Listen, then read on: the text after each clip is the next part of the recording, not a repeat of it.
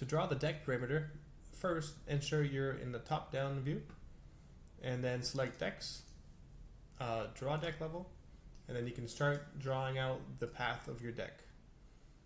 You'll notice on these dimensions you can select any of them and enter your custom length.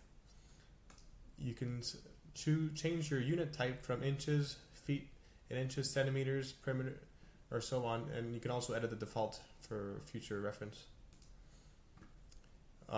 Also, you'll see the app automatically snaps to certain angles.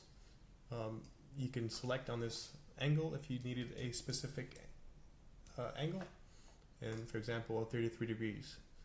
If you ever mess up, you can undo in the corner here. You'll notice the undo button.